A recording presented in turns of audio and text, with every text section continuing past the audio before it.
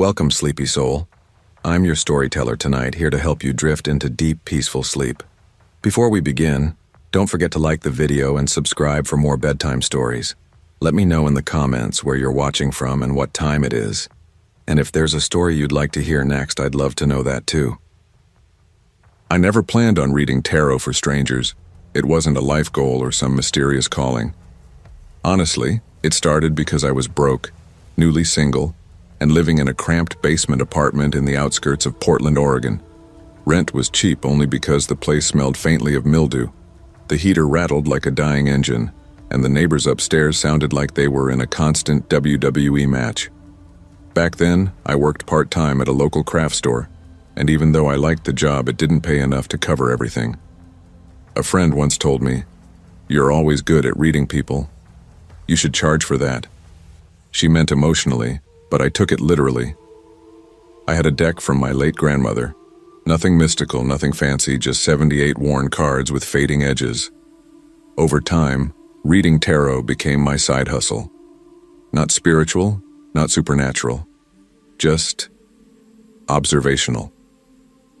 People told me their problems, and I gave them a direction. Most folks are desperate for a voice that tells them things will be okay. I became that voice. My clients were usually tired moms, stressed college kids, middle-aged guys worried about money. They'd sit across from me at my tiny foldable table with the chipped paint and cheap lamp, and they'd leave feeling lighter. And for years, nothing bad ever happened, until he showed up. But I'm getting ahead of myself. Let me back up, because I need you to understand exactly how normal everything was before things went to hell. It was a chilly Tuesday evening. Rain tapped against the single window in my basement unit, and the air smelled like wet leaves in the old carpet that came with the apartment. I'd just finished reading for a girl named Julia, heartbroken, 22, convinced her ex was her soulmate even though he'd ghosted her after taking her money. "Sweetie, he's not coming back," I told her gently. She cried but thanked me. When she left, I cleaned the table, shuffled the cards a few times, and settled onto my old couch with a microwaved burrito. Life was predictable and honestly kind of boring. That's when my phone buzzed. Unknown number. "Is your place open for readings tonight?" Me. "Depends." "What time?" Unknown. "Now." I almost said no. Something in the tone felt off. Even through a text, it felt heavy. But I needed the extra cash. Me. "Come to the basement door. Unit B2. I didn't know then that this one message would ruin my sleep for months. Knock, knock, knock. 3 taps. Fast, too precise, too confident. Come in," I called, expecting someone nervous or shy like most walk-ins. But the guy who entered wasn't nervous at all. He stepped inside like he'd already been here before. Tallish, maybe 5'10", early 30s, thin, shoulders slightly hunched like he carried invisible weight. His clothes were damp from the rain, hoodie sticking to him, jeans darkened at the knees. And his eyes, God, his eyes. They never stayed still. They flicked around the room as if tracking something only he could see. "Evening," he said. Voice calm, almost too calm. "Someone told me you help people understand things they can't figure out themselves." Yeah," I said, forcing a smile. "Have a seat. What's your name?" "Call me Reed." Not sure if that was his real name. Didn't sound like one he owned. He pulled a small photo from his pocket. A woman in her 20s, blonde hair, sharp expression, like she'd been annoyed even while posing. "Tell me if she still thinks about me," he said. Classic heartbreak question. I'd seen it 1,000 times. But the way he said it, not broken, not sad, just controlled. Like this wasn't heartbreak but obsession. Still, I did the reading. I laid down the cards. Clear as day. They said she'd moved on, completely. I told him gently. He didn't blink, didn't speak, just stared at the picture, jaw tight, like something behind his eyes was twisting into a knot. "You sure?" he finally asked. "Yeah, I'm sure." He nodded, paid, left. The moment he walked out, the air in the room felt lighter, literally lighter, like someone had been pressing down on the atmosphere, and I should have trusted that feeling, but I didn't. 3 days later, same knock, same fast, sharp rhythm. I opened the door and felt my stomach drop. Reed again, but this time, he brought a different photo, a man, older, wearing a stiff smile like he didn't smile often. "Does he think about me?" Reed asked. That question should have bothered me more than it did. I did the reading anyway. Cards said no. Again. He watched me for a long time. Too long. His eyes didn't blink often. People blink when they think. He didn't. He watched like someone memorizing every twitch on my face. "You always tell the truth?" he asked suddenly. "Yes," I said. "That's literally my job." He nodded slowly, like confirming something in his mind. Then he left. I remember thinking, yeah, he's unstable, but harmless. God, I was stupid. The third time he didn't knock. He just entered. I looked up from the table and he was already inside, dripping water onto the floor. "I need to know, did someone curse me?" he asked, voice tighter now. "No," I said immediately. "Tarot doesn't work like that." "But someone did something," he whispered. "Something's in my house, doors are slamming, lights flicker, something follows me." He leaned in too close. "You did something to me," he said softly. "No," I repeated, backing up. "I'm just a tarot reader, not a witch." He stared, long, hard. Then he walked out without paying. That should have been the end. I should have blocked him, told someone, called the police, but I didn't. And that was my mistake. A week later, I was washing dishes when I felt a prickle on the back of my neck, the kind you get when someone is watching you. I turned, and there he was, standing outside my tiny basement window, leaning down to look inside, face inches from the glass. I froze.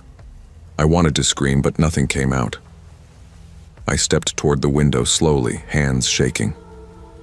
"Reed?" I whispered. He didn't move. His eyes were wide, unblinking, staring at me like I was a puzzle he needed to break open. I reached for my phone. The moment he saw that movement, he disappeared from the window. I ran to the door, but before I could lock it, he shoved it open. Hard. The chain caught, jerking the door to a stop, but the force cracked the wooden frame. "You did something to me," he said again, voice cold. "Tell me how to undo it." "I didn't do anything," I yelled, pushing the door with all my strength. He shoved back once, hard enough to make the whole door tremble. Then suddenly he stopped. His breathing slowed. His face went blank. And he walked away. I called my friend, who stayed on the phone with me until morning. I didn't sleep, not even a minute. And things only got worse. 2 days later, a strange smell started filling the apartment. Sweet, damp, heavy, like something had been sealed away for months and then opened. I cleaned everything. Bleach, air freshener, windows open. Nothing worked. Then came the scratching sound. Slow. Metal against concrete.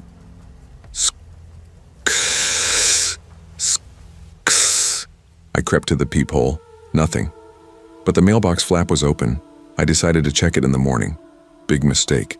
Sunlight made me feel a little braver, so I walked to the mailbox. Opened it. Inside was a small rubber-banded lock of human hair. Black, short, men's hair. My knees nearly gave out. I backed away from the box like it was alive. I texted my friend, "Call the cops now." Before I could explain, I felt something. A presence. A coldness behind me. I spun around. No one was there. But the wind carried that same sweet, rotten smell. I spent the next night on my couch, knife in hand, lights on, heart pounding.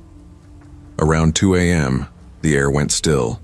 So still, it felt like the world had stopped breathing. Then, boom, boom, boom. Someone slammed the door. Before I could get up, the door burst open, wood splintering like it was nothing. Reed stepped inside, eyes wild, face pale, a crowbar in one hand, something wrapped in a cloth in the other. "You put it inside me," he screamed. "You opened the door. Now it's your turn." I tried to grab the knife, but he lunged, twisting my wrist until it fell.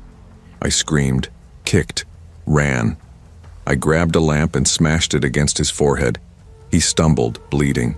I sprinted out the back door barefoot into the cold night air. "Help!" I screamed. "Someone help me!" People turned. Then they saw him running after me. Crowbar raised, eyes insane, blood on his face. "Yo, stop that dude!" someone yelled. 2 men tackled him to the ground. Another kicked the crowbar away. He fought like a trapped animal, screaming nonsense. She cursed me. She opened it. She put it in me. She knows how to stop it. Police sirens echoed through the street moments later. They hauled him away, still screaming. They told me he was delusional, paranoid, dangerous. I didn't care about the explanation. All I cared about was getting away. I moved to another state, got a remote job as a virtual assistant, stopped reading tarot completely. It's been months. I sleep with the lights on, every night. No exceptions. And yet, some nights, just as I'm about to fall asleep, I smell it. That same sweet, wet, rotten scent. Faint at first, then stronger, like something invisible just stepped into the room. And I swear, sometimes I hear a whisper behind me. "You opened the door." I don't turn around. I don't want to know what's standing there.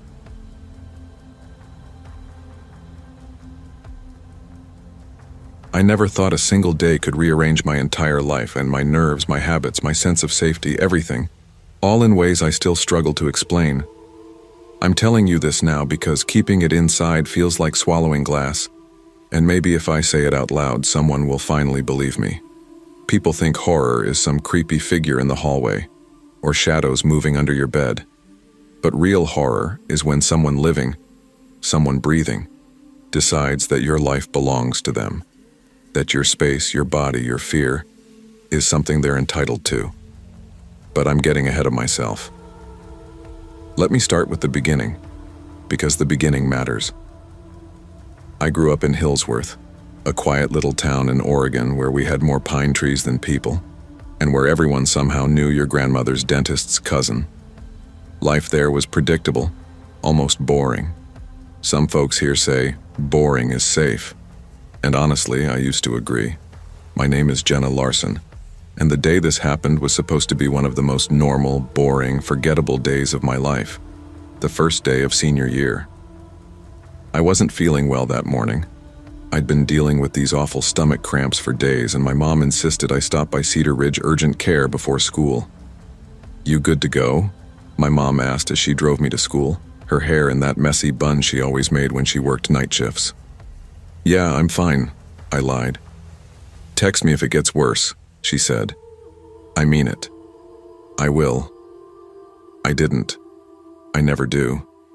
I've always hated worrying her. By the time I got to school, I was already late. The halls were half empty, lockers slamming shut as people rushed to class. I walked into room 204, English Lit, trying to melt into the room like I always do. But then, right away, I realized something was off. 2 boys I'd never seen before sat in the far corner next to the windows, leaning in toward each other like they were sharing secrets. I didn't pay them attention at first. New kids showed up all the time. Hillsworth wasn't that small. But when I passed them, the way their eyes followed me felt wrong. Not curious, not confused. Studying, measuring, evaluating. Their names, I later learned, were Caleb and Brent. I sat in my usual seat by the aisle. The room was quiet until the bell rang and then the teacher began lecturing, but I couldn't focus. I felt eyes on me, heavy, unblinking. You know the feeling when someone stares at you so long the air around you starts to pulse? That was it. A pressure behind my ribs. I tried ignoring it, but then I accidentally overheard them. Not because I tried, but because they weren't whispering. Not really. "Dude, that's a girl," Brent said with this ugly scoff in his voice. "Bro, I don't know, are you sure?" Caleb replied. Could be either. Look at the haircut, Brent said. Bet she gets called sir at Walmart. I froze. My ears burned. I wasn't ashamed of how I looked. Short hair, plaid shirt, layered bracelets. People sometimes mistook me for a guy at quick glance, but nobody ever said it like that. Like a weapon. Like they were trying to hit me where it hurt. My best friend Aria, sitting behind them, caught my eye. She mouthed, "Don't listen to them." But her expression, tight jaw, clenched hands, told me she'd heard every word. Still, I pushed it aside. You learn to shrug off dumb teenage crap after years in high school. Little did I know that those stupid comments were the tiniest part of what was coming. By the end of the day, exhaustion weighed on me. Between the cramps, the whispering, and being stared at like a zoo exhibit, all I wanted was to sit on the bus, get home, and collapse. But Mom texted me. "Mom, going to check on Uncle Ray at the hospital. You'll be home alone tonight. Leave a light on, okay?" I texted back a thumbs up and shoved my phone into my backpack. The bus dropped me off 2 blocks from my house. Hillsworth buses never actually stop at your place, even though there's no traffic and no reason. Policy, they always say. I walked along Fairline Street, where the houses sat far apart and the street lamps flickered like they were powered by ghosts instead of electricity. The sun was low. The sky had that pink haze that makes everything feel unreal. Then I turned onto Brook Hollow Lane, a narrow side street I used almost every day. That's when it happened. A hand, out of nowhere, clamped around my arm, hard. I didn't even have time to scream. I got yanked backward, my shoulder slamming into the wall of an old abandoned garage. My breath left my body in a single punch of panic. I looked up, and my stomach dropped. Caleb, one of the boys from class. He was way too close. Close enough for me to see the tiny scar on his left cheek and the way his pupils were blown wide like he was running on adrenaline, or something darker. "What the hell?" I gasped, trying to pull away. He didn't let go. Then, before I could blink, he leaned in and kissed me. Not gently, not affectionately, not anything normal. It felt like an act of ownership, like he was testing something, seeing if he could get away with it. I shoved him back with all my strength. "What is wrong with you?" I yelled. He stared at me, breathing hard. "Why are you acting like that?" he said. "You didn't like it?" His tone was flat, dead, as if my reaction meant nothing. "I don't even know you," I said. "Back off, seriously." His expression twisted. Anger, surprise, something feral flickering in his eyes. "Whatever," he muttered. "You'll get over it." And then, he walked away. Just strolled into the dim street like nothing had happened. I stood there shaking, heart pounding like a siren in my chest. I should have called someone. My mom, Aria, anybody. But fear does stupid things to your brain. I just hurried home, locked the door, and tried to pretend I was fine. I wasn't. By the time I showered and changed into pajamas, the sky was pitch black. The house felt colder than usual. But that's what happens when you grow up poor and turn the thermostat down to save on bills. I made myself mac and cheese, fed my hamster pickles, then crashed on my bed with my laptop. I kept replaying it. The alley, the kiss, his voice. It crawled under my skin like splinters. Hours passed. Midnight crept closer. I must have drifted off at some point because the next thing I remember is waking up to a sound. A breathing sound. Heavy. Slow. Too close. I jolted upright. My room was dark except for the faint glow from the streetlight outside, and the window near my desk was cracked open. I swear on everything. I remember closing that window. I always do, especially when I'm home alone. Then I saw it. A silhouette in the corner, near the window, tall, still. My mind tried to convince me it was my coat rack, a shadow, my imagination. But then it moved and stepped forward, and the faint light outside caught his face. Caleb, standing inside my bedroom, inside my house, inside my space. My throat constricted. I tried to scream, but only a choked sound came out. "Hey," he whispered, like he was greeting me in the hallway, not committing a felony. What are you doing here?" I stuttered. He tilted his head. "Wanted to see you," he said. "You left earlier, didn't finish talking." I froze. Ice ran down my spine. "Get out," I whispered. "Get out of my house right now." He took a step closer. Slow, deliberate. "You don't have to freak out," he said. "I'm not going to hurt you, not unless you make me." Something in my body snapped awake. Survival instinct. I grabbed the lamp on my nightstand and swung it. He ducked, not fast, not frantic, calmly, like he expected it. He lunged for me, grabbing my wrist, but at that exact second, my phone lit up on the bed. It buzzed with an incoming call. "Dad." Caleb's head snapped toward the screen, his eyes flashing with something. Anger? Fear? Calculation? Then he hissed, "You're crazy," and turned, crawling back out through the window like some kind of nightmare creature. I scrambled to the window and shoved it shut, locking it, my breath coming in sharp gasps. The call ended by the time I grabbed my phone. My hands shook so badly I almost dropped it. I called him back immediately. "Dad? Dad, please pick up." He answered groggily. "Jenna, it's late. Everything okay?" "No," I whispered. Someone was in my room. Silence. Then, "I'm coming home right now. Lock every door. Don't move." I obeyed, checking every window, every room, even the basement. My house suddenly felt like a maze with too many dark corners. When Dad finally burst through the front door 20 minutes later, I collapsed into his arms. We called the police. They searched the property, found footprints under my window, but nothing else. The officers told me the same thing they tell every terrified girl. "We'll file a report. Hopefully it doesn't happen again." Hopefully, hopefully, hopefully. Hope doesn't keep people out of your bedroom. I didn't sleep that night. I didn't sleep the next night either. And Caleb? He never came back to school. Not once.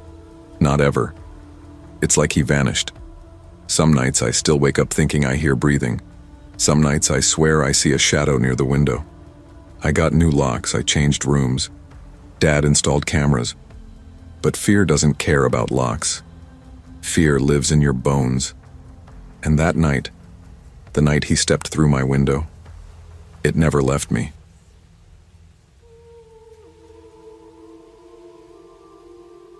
I don't usually talk about this. Not to my family, not to my husband, not to the sheriff who still stops by every now and then to check how we're holding up.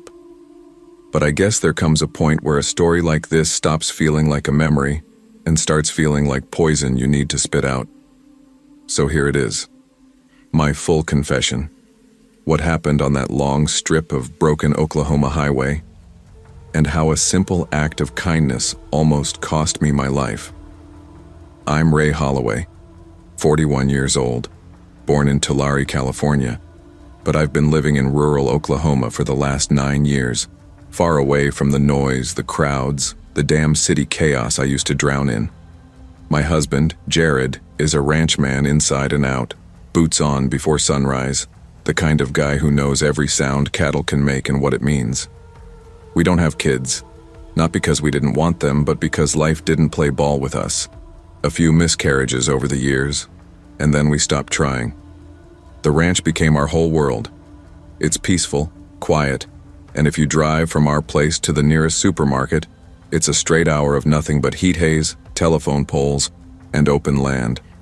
We used to joke that God forgot to install neighbors within a 10-mile radius. I liked it that way. At least, I thought I did. That morning, I left around 10:15 a.m. Jared leaned into the window as I started the engine. "You good on gas?" he asked. "Yeah," I said. And I left a casserole in the fridge. Don't let the dogs get into it. Those damn dogs run this house, not me. We laughed. It was normal. Routine. I had no clue that 30 minutes later I'd be fighting for my life. The road to town, Red Glen, a small place with one Walmart and 2 diners, was empty as ever. The sun was already high.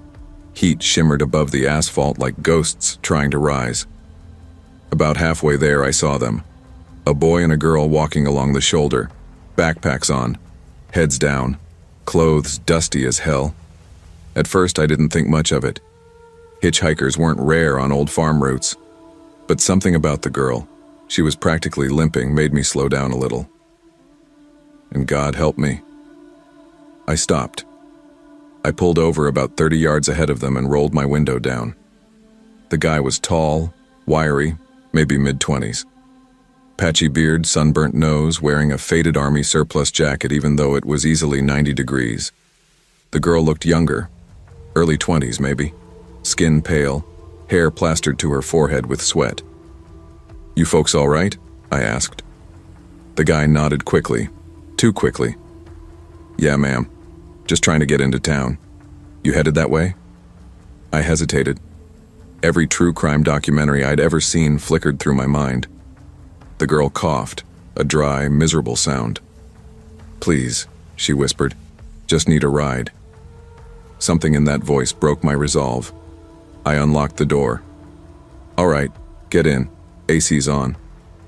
The girl climbed into the back seat, sinking into it like her bones weighed 100 pounds. The guy slid into the passenger seat. "Thank you," he said. "Name's Cole. That's Tessa." "I'm Ray." "Bless you, Ray," Tessa murmured from behind me, and for a minute, everything felt normal. We drove. We made small talk. Just 3 people in a car on a lonely Oklahoma road. Then it happened. We'd been driving maybe 4 minutes when Cole suddenly grabbed the handbrake, yanking it up so hard the car jolted sideways. "What the?" He pulled out a knife. Not a pocket knife, a full 6-inch hunting blade. My stomach dropped clear through the floor. "Hands off the wheel," he said quietly. Too quietly. "And don't make me repeat myself, lady." I froze. Tessa leaned forward from the back, something thin and rough grazing the back of my neck. A rope. She looped it before I could even speak. "You think you're brave?" she hissed. "Try something. See how fast you die." My brain shut down. Everything went into automatic survival mode. Cole pressed the blade to my throat. The metal was cold. His breath wasn't. "You get out," he said. "Now." I didn't move. In that moment, I swear something in me snapped. I don't know if it was anger, fear, trauma, or just that mule-headed Holloway stubbornness. But instead of obeying, I stayed right where I was. He blinked. He didn't expect that. Tessa tightened the rope until stars exploded behind my eyes. "Do it!" she screamed at him. "Shut up!" he yelled back. "Just shut up, Tess. I know what I'm doing." But he didn't. He absolutely didn't. They weren't partners. Not in the way you think. They were chaos wrapped in skin. Tessa shoved me sideways and pulled me into the back seat with her. "Cut her if she moves," she snarled, handing Cole the knife like she was passing snacks. Then she crawled into the driver's seat and floored it. I pressed myself into the corner of the back seat, swallowing down tears, blood, and pure terror. Cole sat twisted toward me, knife shaking slightly in his grip. "You don't gotta do this," I whispered. "Shut up. You look scared too. You don't want this." He shut his eyes for a moment, just a second. But I saw it. Doubt. Tessa didn't have any. "Hey," she shouted over the wind. "Don't listen to her. People like her, they're all the same. They think they're better. They think they can just drive past like we're trash." "I didn't drive past," I said. I stopped. She laughed, a harsh, cracked sound. "And look where that got you." The car barreled down the highway at over 70. I watched the blurred landscape, counting seconds, waiting for any opening, any miracle. My chest felt like it was being squeezed in a vice. "You married?" Cole suddenly asked. "Yeah." He shook his head. "Shit. Shame." "What does that mean?" Tessa cut in before he could answer. "Means shut the hell up." They started arguing. About me, about money, about what use I could be. Every second made their instability clearer and more dangerous. We were 7 miles from Red Glen when we reached the four-way intersection. A few trucks were waiting at the light, engines idling. Civilization, witnesses, salvation. Or so I thought. Cole's breathing got fast, panicked. "Too many people here," he muttered. "Just keep driving," Tessa said. No. We gotta ditch her, she's a problem. We should have done it already." He hit the brakes hard. Tessa slammed her hands on the dashboard. "What are you doing?" "You looking at me like that?" He snapped. They locked eyes. Just a second. Enough to ignite World War III. Cole lunged over the console and grabbed her hair. She punched him in the jaw. The knife clattered to the floor. This was it. My only chance. I threw myself toward the door, slammed it open, and tumbled onto the asphalt. Tessa screamed. They both stopped fighting. "She's running." I wasn't running. I was crawling, half-conscious, but survival adrenaline pushed me farther. Then, Tessa tackled me. We hit the pavement so hard the breath flew out of my lungs. Cars honked. People shouted. Tessa went feral. She clawed my face, hit me with the side of her fist, grabbed my hair and smashed my head against the ground. Cole drove off. Just drove away. Didn't even look back. Tessa saw it, and something snapped in her. She shrieked, "You left me, you son of a..." then turned that rage onto me. She wouldn't stop. I felt warm blood running down my cheek. Screams blurred into a ringing in my ears. Then suddenly, hands pulled her off me. A man in a flannel shirt. A woman yelling, "Get her arms, she's biting." People pouring out of their cars. Tessa writhed like something possessed. Then the sheriff's cruiser arrived. Deputy Lawson slammed her onto the pavement and cuffed her while she howled. I remember none of the ride to the hospital, just waking up to Jared's face streaked with tears. I had 17 stitches, a cracked cheekbone, rope burns, a concussion, and nightmares that still haven't gone away. 2 weeks later, they found my car in Missouri. Cole was inside. He didn't resist, didn't apologize, didn't speak at all, just stared at the ground like a scared kid who finally got caught doing something unforgivable. Turns out they weren't siblings, weren't partners, weren't anything. They'd met 3 days earlier at a bus station. 2 broken people who made each other worse. They had no plan, no motive, just chaos. And I collided with it. People ask why I picked them up, why I stopped. And the truth is, I don't know. I saw a girl limping in the heat and thought, if she were my sister, I'd want someone to help her. But good intentions don't make you safe. Now, when I'm on that same road and see someone walking in the sun, I grip the wheel tighter. I don't slow down. I keep driving even when my heart twists with guilt. Because the truth hurts. Kindness can get you killed. And I'm not ready to die trying to prove otherwise. Maybe that makes me a coward. Maybe that makes me selfish. But I'm alive, and that has to count for something. I don't know if anyone will believe me, but I'm finally ready to tell the real reason why I can't use elevators anymore. People think it's just anxiety or claustrophobia, but nah, it's deeper than that, way deeper. Even now, sitting in my living room with every light on, I feel that same tight pressure in my chest, the one I used to feel whenever those elevator doors slid shut. I'm 36 now, but this happened when I was 17. Back then, I was living with my mom in a low-rise apartment complex in Springfield, Ohio, nothing fancy. The kind of place where the walls were thin, the neighbors fought loud, and the laundry room smelled like mildew 24/7. But it was home. And that building, it had this old, cranky elevator. The kind where the lights flickered if you breathed too close to the panel. Nobody trusted it, but everyone still used it because the stairwell always smelled like piss. At that age, elevators didn't scare me at all. I'd never had a reason to be scared. I wish I still didn't. I was a normal kid, played basketball after school, hung out at the corner store eating cheap pizza slices and drinking soda, argued with my mom about homework. The usual. The night everything changed. We had just finished a scrimmage at school. Rain clouds were building up all afternoon, but we pushed through the game anyway. I remember telling my friend Landon, "Bro, if it rains, rains. Coach ain't gonna cancel over this weak-ass weather." He laughed and said, "You're gonna jinx us, man. Watch. Tornado gonna touch down just 'cause you opened your mouth." Typical teenage nonsense. We played anyway and made it back before the sky broke open. Everything was normal. Everything felt normal. I wish I could go back to that version of me, the kid who didn't know what real fear felt like. I got home maybe around 6:40 p.m. My backpack was soaked from where the humidity settled in, and all I wanted was a shower and something hot to eat. As soon as I walked into the building lobby, I heard the elevator grinding its way down from the upper floors.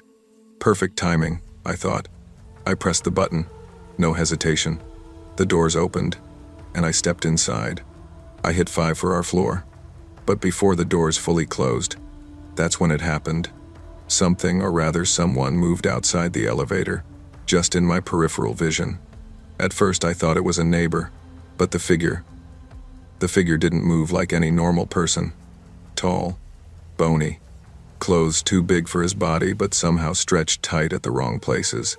Skin that looked grayish, like he hadn't seen sunlight in months. And the smell, Jesus, like rotting sweat mixed with stale garbage. It hit me so fast my stomach curled.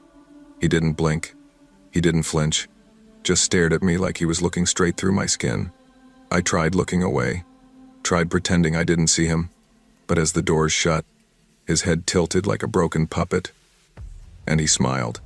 Not a friendly smile. Not even a creepy smile. It was worse, like he was savoring something only he could see. The doors slid shut completely, and I swear to God, I heard him whisper something. Something like, "Don't run." My breath caught in my throat, but the elevator kept moving.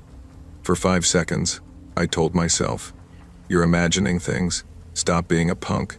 Dude's probably just weird." But my body knew better. My body was already shaking. I got to our floor, stepped out fast, and didn't even look back. Sprinted down the hall and locked the door behind me. My mom called from the kitchen. "That you, baby?" "Yeah," I said, trying not to sound freaked out. "You good? You look like you saw a damn ghost." "Nah, just tired." She squinted at me. "You better not be skipping dinner again." I forced a laugh. Anything to act normal.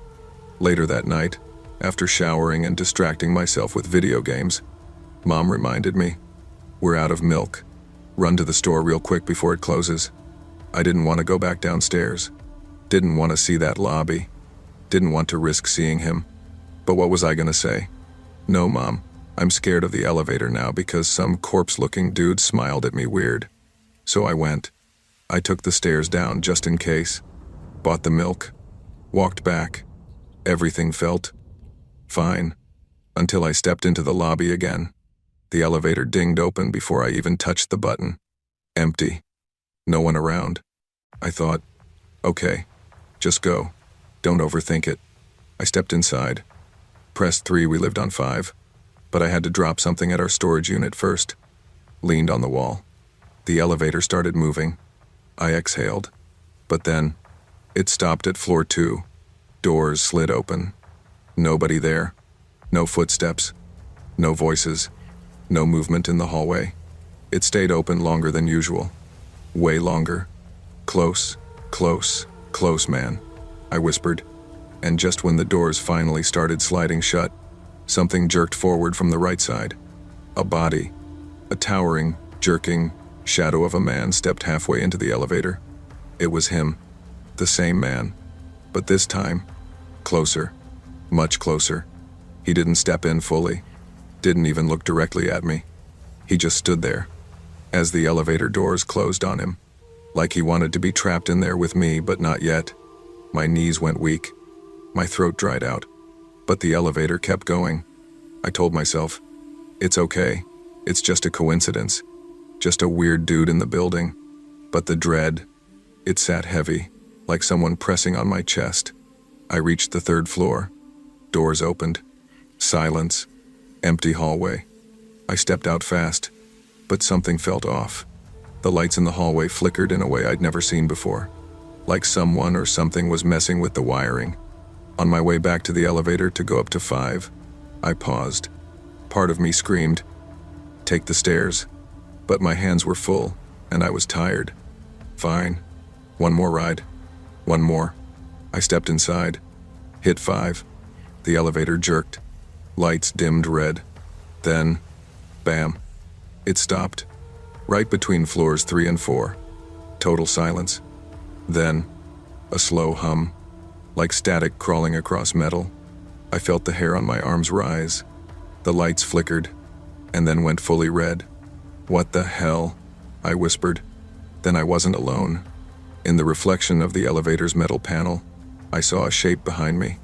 Tall, crooked, breathing fast, so fast the sound filled the whole elevator. I turned around. He was inches from me, not standing, not leaning, but vibrating, like every muscle in his body was twitching at once. His eyes wide, bulging, bloodshot. His smile unnatural, stretched so far it looked painful. His breaths sharp, raspy, animalistic. What do you want?" I whispered. His head jerked violently, cracking to the side like bone snapping. Then he whispered in this broken voice, "You left. Too soon. I don't know you, man, back off." He didn't. He stepped closer. I pressed myself into the corner, chest caving in, tears stinging my eyes. His hand rose bony fingers, nails jagged like he'd been clawing walls.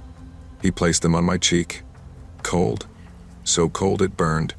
And then, he lunged. He yanked me down by my shirt and slammed me into the corner. His fingers dug into my skin, ripping, scraping, tearing. I screamed, "Stop, get off me." He clawed at my arms, my neck, my shoulders. Wild, mindless, animalistic. The smell of rot filled my nose so hard I gagged. "I can't, please stop," I sobbed. He wasn't listening. His eyes, God, those eyes, they weren't human anymore. He kept whispering, You didn't wait for me." I kicked, punched, shoved, but he was too strong. Or maybe adrenaline made everything feel unreal. My head hit the metal wall hard. Stars flashed. His nails dug into my face, my chest. I felt blood running. I screamed again. Screamed until my throat tore. Then, the lights snapped bright. The elevator lurched upward. The man froze, twisted his neck, stared up at the ceiling, and then, the doors burst open. I don't remember hitting the ground outside the elevator. I just remember boots, voices, hands pulling me away. "Kid, stay with me." Where the hell did he come from? "He's unstable, get restraints." Everything got blurry. I heard a struggle, men yelling, a taser cracking, then silence. My world faded. I woke up hours later with bandages everywhere. A cop sat by the door. When he noticed I was awake, he sighed. "Kid, you're lucky to be alive." My voice shook. Who was that guy?" The officer looked uncomfortable. "He's not a tenant here.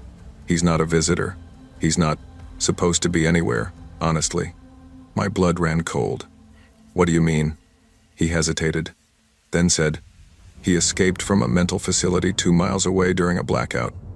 He killed 2 people before we tracked him here." My heart dropped. The officer continued, "He admitted he followed you into the building hours earlier. Said you looked familiar. Said you should have waited for him. Whatever the hell that means." I cried. Couldn't help it. The officer added quietly, "The elevator was shut down temporarily because we suspected he was inside the building. Maintenance locked it. But," he swallowed hard, "but the elevator moved anyway." My breath stopped. "It shouldn't have," he whispered. "Not without power, not without control, not without anyone entering the system." "What?" I whispered. He stood up, voice low. "Kid, that man was found unconscious on the elevator floor when we pulled you out. But the footage doesn't show him getting in." My stomach turned. "There were no cameras in the elevator," he said. "Only in the hallway. And the hallway footage, it shows you screaming and bleeding, alone." No, he was there. "I believe you," he said. But the camera doesn't. He walked toward the door. "One more thing," he said without turning around. When we restrained him, he kept asking for you. I never took that elevator again. Never took any elevator. Even today, 2 decades later, I'll climb 15 flights of stairs before stepping into one. Sometimes, when I pass an elevator, I swear I smell him. That same rotting stench. Sometimes I hear faint breathing behind the metal doors. Fast, panicked, desperate. And once, just once, at a hotel in Chicago, I was walking past the elevators when the doors slid open on their own. No one inside. Just the faintest voice. "You left. Too soon." I ran like hell. Asterisk, asterisk, I don't think he ever left that elevator. I think part of him is still in there. Waiting. Watching. Searching. Asterisk, asterisk. And sometimes, when the lights flicker red, I know he's close. I never imagined that one stupid decision I made at 19 would still crawl under my skin 6 years later. But here I am, shaking even now while telling you this. Because every time I close my eyes, I still see that damn face pressed against the crack of the stall door. And I swear to God, sometimes I still feel like he followed me home that night. Let me back up. It was June of 2018. The kind of early summer heat where the asphalt looks like it's breathing. I had just finished my sophomore year at Northern Ridge University, and my head was fried from back-to-back finals. I'm talking no sleep, energy drinks for breakfast, ramen for dinner, zero sanity. My roommate at the time, Janelle, told me, "Girl, you need a day out. You're walking around like you're gonna punch a squirrel." She wasn't wrong. I needed space, silence, a road that didn't lead to a classroom or a crappy dorm filled with loud freshmen who discovered drinking for the first time. So I planned a one-day solo road trip to clear my head. I'd never done a long solo drive before, but I figured how bad could it be? The plan was simple. Leave early morning, visit Canyon Ridge Lookout, explore a small historic town nearby, grab dinner, drive home by night. Cheap, simple, no hotel fees. Perfect for a broke college kid. If only I knew. If only I knew what was waiting for me on the way back. I left around 7 a.m. in my old beat-up Honda CR-V, the one that sounded like it was coughing every time I accelerated. I blasted music, drank gas station iced coffee, vibed the whole way. Honestly, that morning felt peaceful, like the world was finally giving me a break. Canyon Ridge Lookout was stunning windy cliffs, big open skies, those tall pine trees that whisper when the breeze hits them. I stayed longer than I planned, took pictures, sat on a bench, let the silence unpack my brain. By evening, I hit the little town. I had dinner at a tiny diner called Sandy's Place where an older waitress called me on every 5 seconds. It was comforting. Time flew. Before I knew it, it was past 9 p.m. I should have left earlier. God, I should have left earlier. But 19-year-old me just shrugged. Whatever. 4-hour drive. No big deal. I'll be home by 1. Yeah, right. The first hour was fine. High beams, empty highway. The kind of quiet you only get between small towns. But around midnight, the fatigue hit hard. My eyes felt hot, heavy, like I was blinking in slow motion. I slapped myself.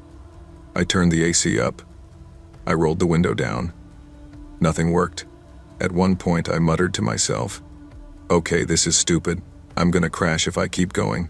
I promised myself that the next rest stop I saw, I'd pull over and nap for an hour.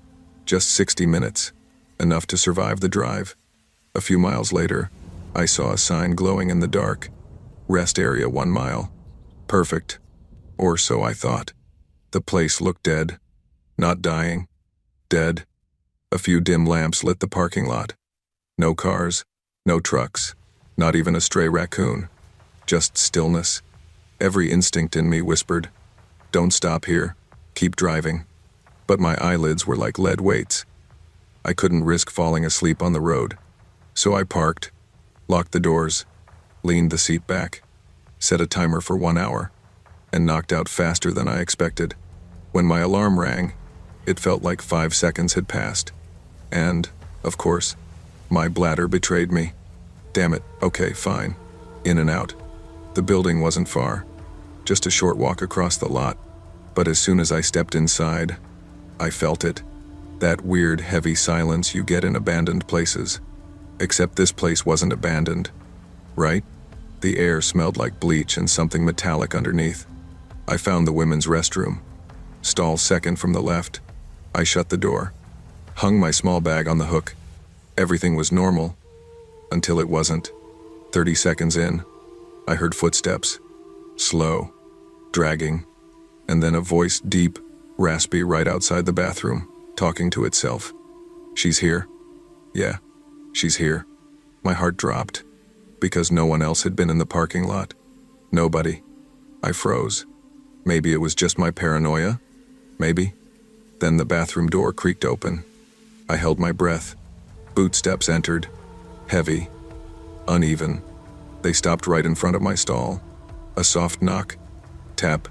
Tap. Tap. I swallowed and said the most awkward sentence ever. Someone's in here. Silence. Total silence. No footsteps leaving. No door opening. Just stillness. My palms went sweaty. I wiped them on my jeans. Dude, go away, I whispered. Then, slowly, an eye slid into the thin gap of the stall door. Wide, bloodshot, staring straight at me. He whispered, almost lovingly, "Found you." Before I could scream, he began slamming his forehead into the stall door. Bang, bang, bang. The metal shook violently. His voice turned into guttural screams, animalistic, like he wasn't even human. He kept smashing his head so hard I was shocked his skull didn't crack. I backed away till I hit the toilet tank, whispering, "Oh my God, oh my God, oh my God." Bang, bang. The lock rattled. He giggled. Actually giggled. "Open it, open it." I snapped. Pure adrenaline took over. I threw my shoulder into the door harder than I ever thought I could. The door flew open and smacked him square in the face. He dropped like a sack of potatoes. I sprinted. I ran down the hallway and burst out of the building. Behind me, the door slammed open. His footsteps, fast, heavy, came after me. He growled something I couldn't understand. I ran faster than I've ever run in my life. "Come on. Come on." I screamed at myself as I dug through my bag for keys. I reached my car, unlocked it with shaking hands, threw myself inside and slammed the door. Just as I hit the ignition, his body crashed against the driver's side door, so hard the whole car rocked. He pressed his face against the window, smile smeared with blood from where the door hit him. "Don't leave. Don't leave yet." I reversed. He stumbled but didn't fall. I sped out of the lot. In the rearview mirror, I saw him standing perfectly still, watching me drive away, not moving an inch, like a damn statue. I drove at least 20 miles over the speed limit. No music, no talking, no blinking, just shaking. Every few seconds I checked the mirrors, certain I'd see a car behind me, or a person, or him, but the highway stayed empty. Still, something felt wrong, like he had crawled into the car with me, like he was sitting in the back seat, breathing softly. I kept whispering, "Please, just let me get home. Please." Every shadow looked like him. Every sign looked like a person waiting. I didn't stop again.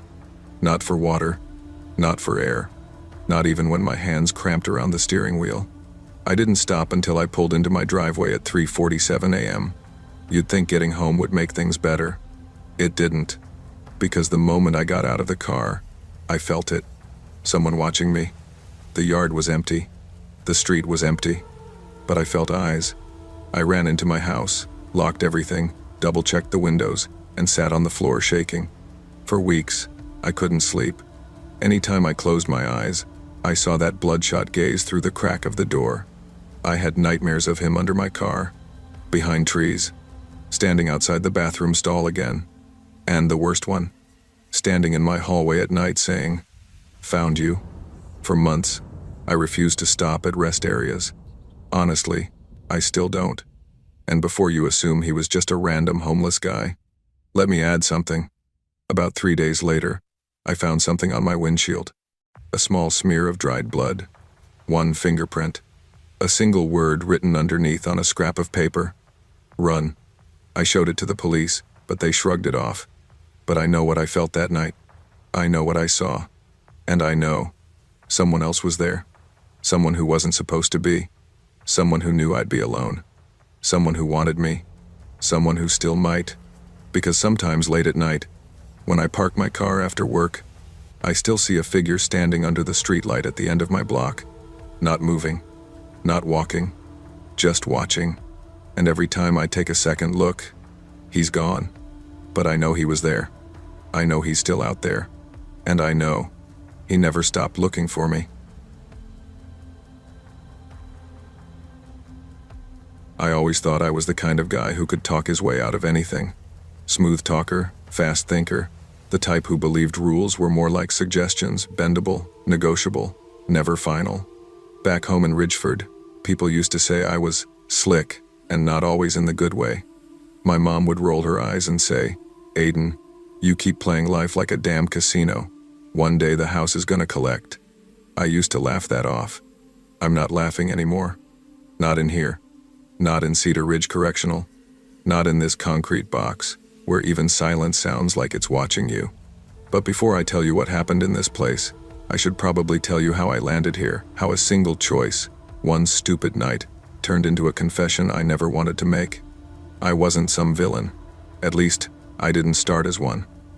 I had a job most people would kill for lead systems analyst at Northwood Tech Solutions, a mid-sized cybersecurity firm in Portland. Fancy badge, comfortable salary, free coffee, ping pong tables, everything you see in those startup ads with the fake smiling people. My life wasn't glamorous. I had a tiny apartment off Jefferson Street, a rusted silver Tacoma with a check engine light that loved nagging me, and a habit of eating gas station burritos at 2 a.m. But I had ambition, too much of it. And then came the vulnerability.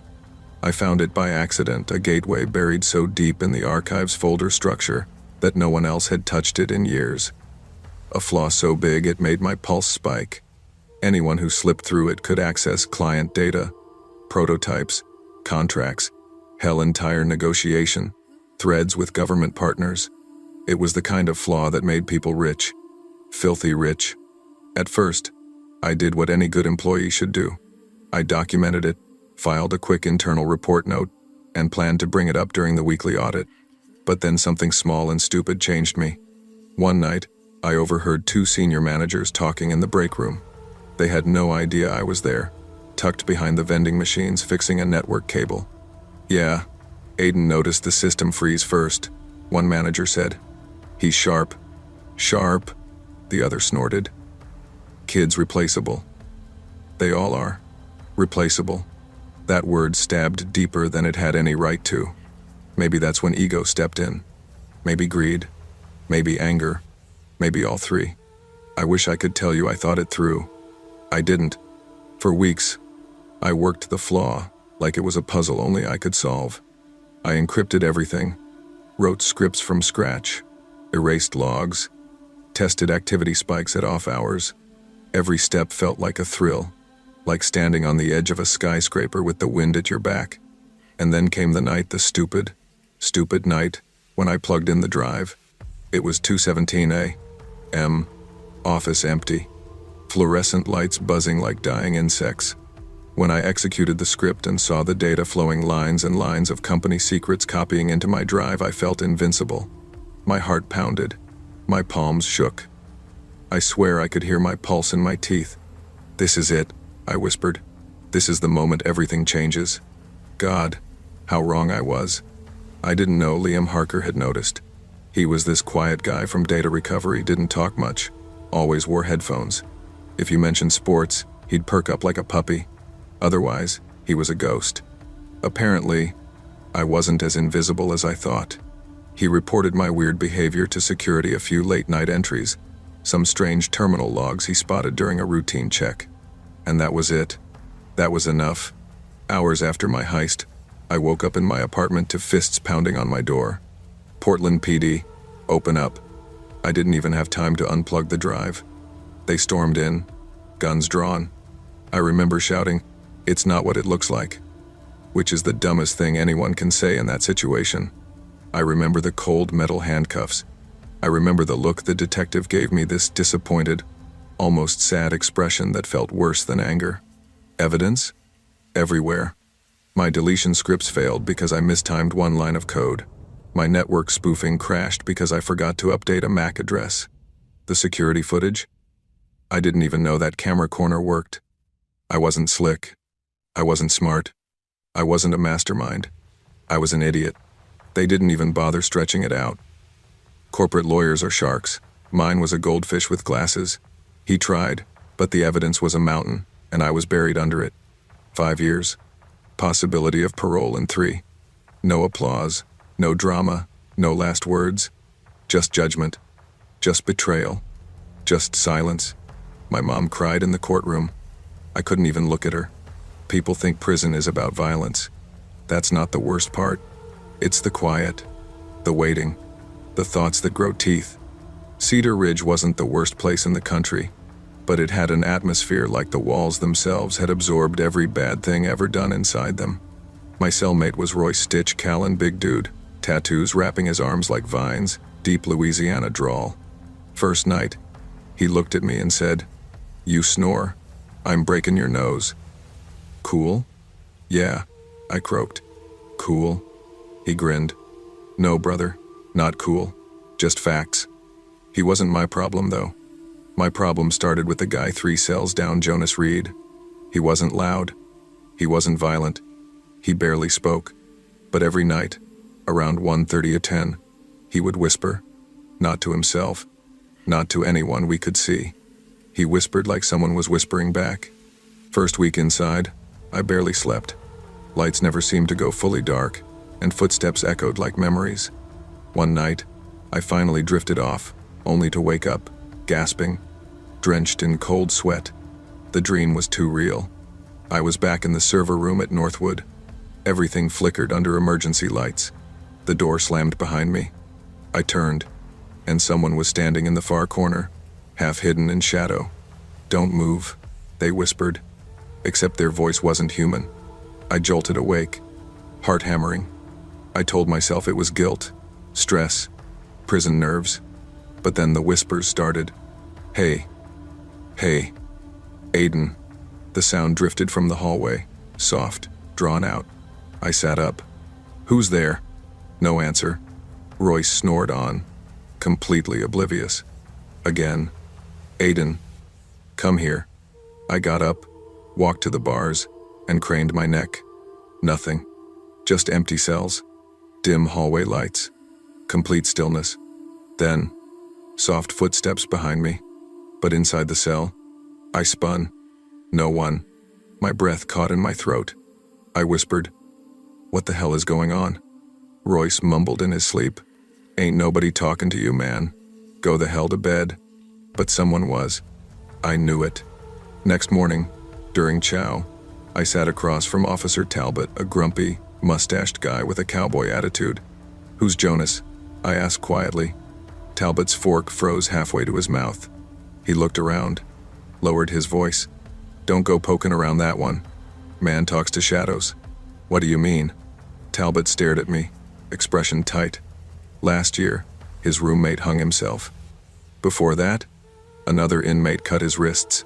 Before that, a guard quit halfway through his shift muttering some crap about voices in the vents. And Jonas was around all of them. That sounds like prison rumors. Talbot leaned in. "Listen, rookie. This place, it holds on to things. People say Jonas ain't whispering to anyone in this building." "Then who?" Talbot didn't blink. "Whatever's whispering back." A few days later, Jonas approached me in the yard. He walked slow, eyes almost glazed, like he was listening to something only he could hear. He stopped in front of me. "You shouldn't have taken the data," he murmured. My stomach dropped. "How the hell do you know about that?" He blinked once. Slow, mechanical. "They showed me." I swallowed hard. "Who's they?" He smiled, thin, stretched, unnatural. "You'll meet them." And then he walked off. I didn't breathe right for hours. Everything escalated the following week. Lights flickered, doors jammed, whispers echoed through vents.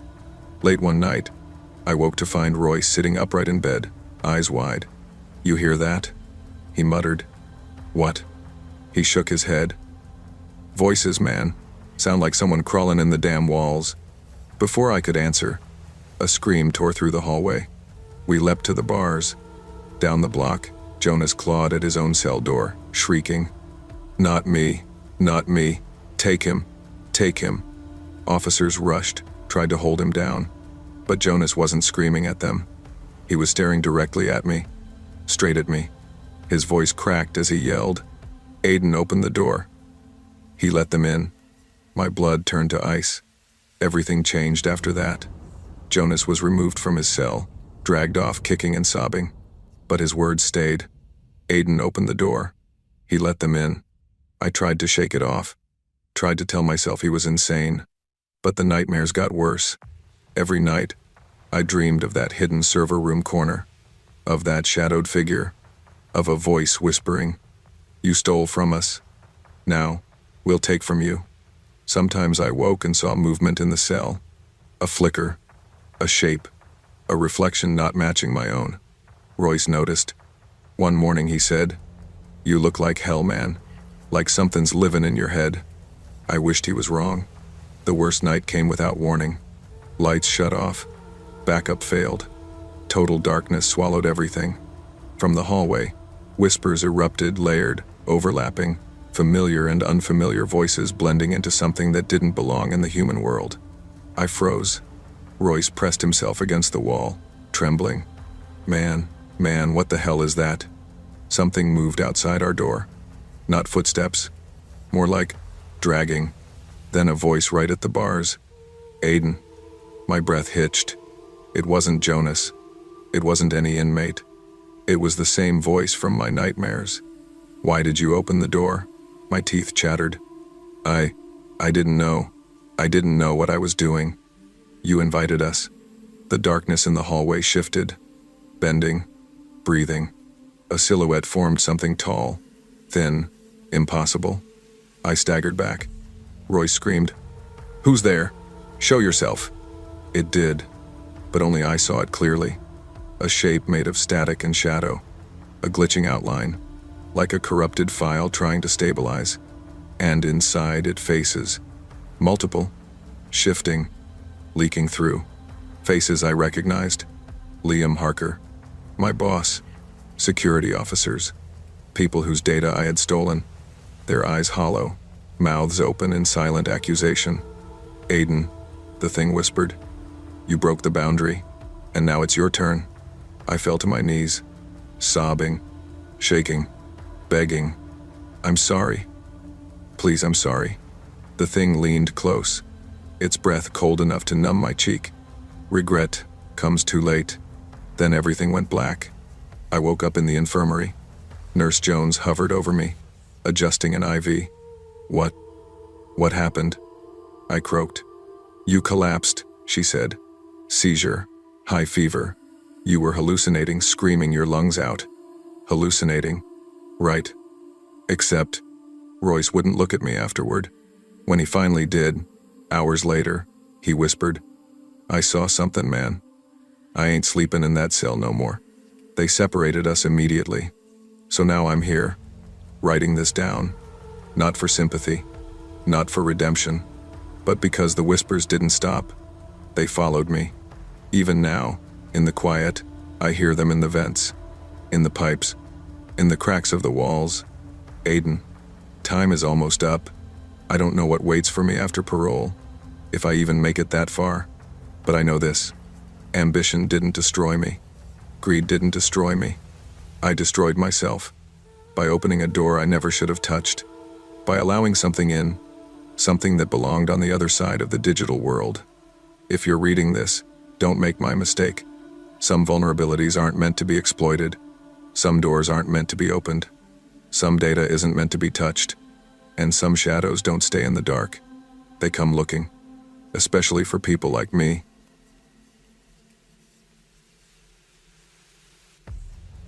I never imagined that one stupid decision at the end of a long night would change my life forever.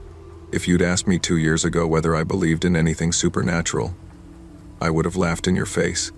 Back then, I was just a burnt-out auto parts salesman from Haverhill, Pennsylvania, a guy who cared more about hitting monthly quotas than sleeping properly. I worked long weeks and longer weekends, sometimes pushing 12-hour days because my boss, Gerard Lang, had this obsession with calling us the backbone of the region, whatever that meant. It was late November, freezing enough that every breath turned to white fog. Gerard invited our whole team to his anniversary party, 25 years of marriage, which would have been great if I wasn't drowning in stress and exhaustion. But you don't tell your boss no when he calls you personally and says, "Come on, kid, you gotta show up. It won't be the same without you." So I went. His house in Northwood Grove was packed, warm lights, barbecue smell in the air, classic rock playing, co-workers laughing like tomorrow's bills didn't exist. At some point around midnight, Gerard pulled me aside and said, "You gotta relax more, Ezra. You look like you're carrying the damn world on your back." I gave a half laugh. "Yeah, well, world's heavy, I guess. Not tonight, it ain't." He chuckled and handed me a bottle of Golden Crest champagne, some local brand I'd never seen. "Take this home with you. On the house." That bottle, if I'd known what it would be used for later, I wouldn't have accepted it. Leaving the party. By 2:40 a.m., I finally convinced myself to drive home. My head felt warm from the drinks. But I wasn't drunk, just slow, tired, and emotionally drained. My apartment complex, Brookline Towers, looked dead quiet when I arrived. The main parking lot was, as usual, filled to the brim. I muttered, "Great, of course," and remembered the overflow garage we almost never used. Dark, cold, no cameras. Residents whispered about break-ins, loitering, strange sounds. I avoided it for a whole year but had no choice now. Walking into the garage, I parked near the back, killed the engine, and grabbed the champagne bottle because I was too tired to leave it behind. The garage felt colder than outside concrete, echoing, silent. As I walked toward the stairwell, I heard it, a low, shaky moan. I stopped. "Yo, hello, somebody there?" Nothing. Just the hum of the exit lights. I kept walking, but then it came again, closer this time, like someone trying not to cry. My heart thumped hard. I scanned under cars, behind pillars, between parked sedans. That's when I saw him. A guy maybe late 20s dragging himself from underneath an SUV. His clothes dirty, jacket ripped, face pale with pain. "Help me," he gasped. "Please, man, please help." I stepped back in shock. "Holy shit, dude. What happened to you?" He coughed, gripping his abdomen. "Some psycho chased me. He had a knife. He tried to kill me." My stomach twisted. The fear in his eyes looked real raw. I crouched. "Okay, listen. I'm gonna get you out of here. Just stay with me, all right?" He nodded weakly. I put an arm under him to lift him. Then I heard footsteps from the stairwell. Heavy. Rushed. Angry. The knife man appears. A giant man, maybe 6'3", wearing a dirty flannel, came down the stairwell with a hunting knife dripping blood. His eyes were wild, pupils blown wide, like he wasn't fully human in that moment. "There you are," he growled. "Thought you could crawl away, you little rat?" I froze. The wounded man whispered, terrified, "That's him." The knife man pointed the blade at us. "Move, and I'll gut both of you." I raised my hand slowly. Hey man, chill. Nobody's doing anything. We just want to go home." He laughed, twisted and wrong. "Home? Nah. Only one place you're going tonight." His voice echoed through the empty garage, bouncing off concrete like an omen. I swallowed. "Look, dude, you don't want to do this, don't I?" He started walking toward us. "Oh, I really think I do." Instinct takes over. He lunged toward the wounded guy. Without thinking, I shoved him hard. Hard enough that he stumbled. But instead of backing off, he turned to me with a grin so cold it made my stomach flip. You want to play hero, huh?" Before I could answer, he grabbed my jacket and slammed me against a pillar. The knife flashed. I yelled, trying to push him away. and he sliced my palm wide open. Blood ran down my wrist instantly. "Shit!" I screamed. The wounded man collapsed again, unable to get up. The knife man shoved me, lifted the blade, and whispered, "You first." The moment everything changed. Just as he swung the knife, he froze. Completely.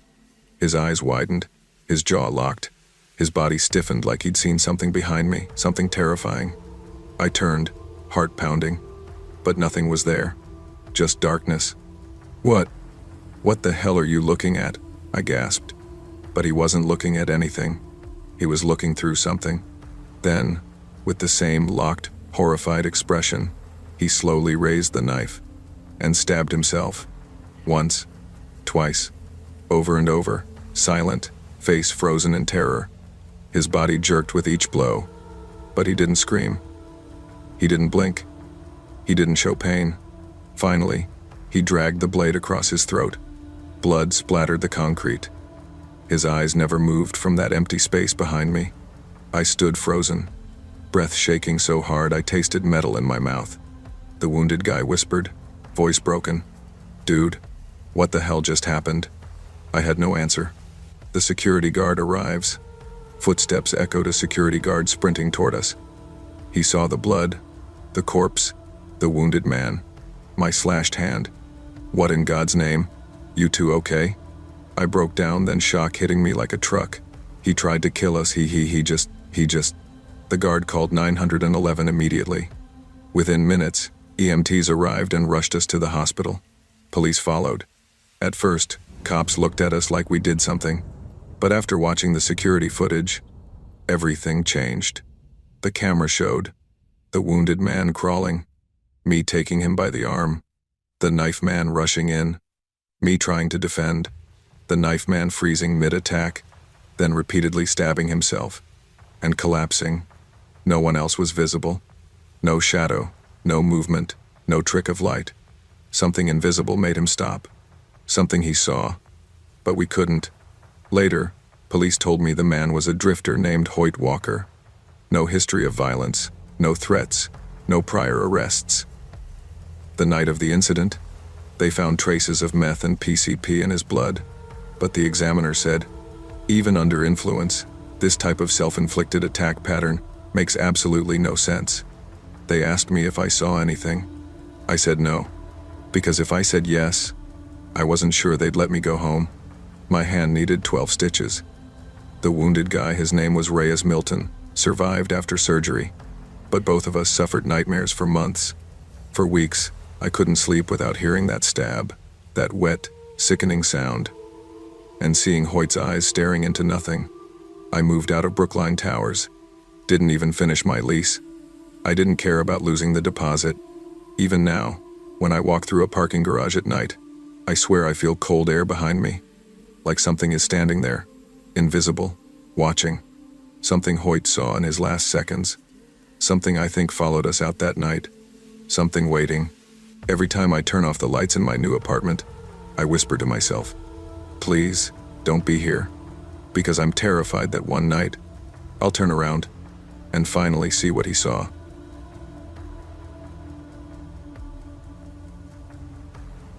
I never believed in warning signs. People talk about intuition like it's some magical little voice that whispers, hey, something's off, don't go there. But me, I ignored every single one. Maybe because I grew up in a town where bad things weren't supposed to happen. Or maybe because I thought I was too smart, too careful, too aware. Turns out, I wasn't. I learned the hard way that the scariest monsters don't come from the woods or nightmares. They come disguised as familiar shadows, as ordinary people you walk past every day, the ones blending into the crowd like background noise. And sometimes they're already watching long before you ever notice. My name is Harlow Pierce. I'm 19 years old now, but this happened when I was 16, a time when my biggest worry should have been algebra, homework, or whether my crush liked me back, not survival. This is my story, my confession, and the truth is, I'm still not sure I ever fully escaped it. I grew up in Red Thorn, Missouri, one of those towns where people still say things like, how's your mama? And wave at cars passing by even if they don't know who's inside. We had one high school, one diner, one grocery store, and a carnival that came every summer but honestly looked too run down to trust half the rides.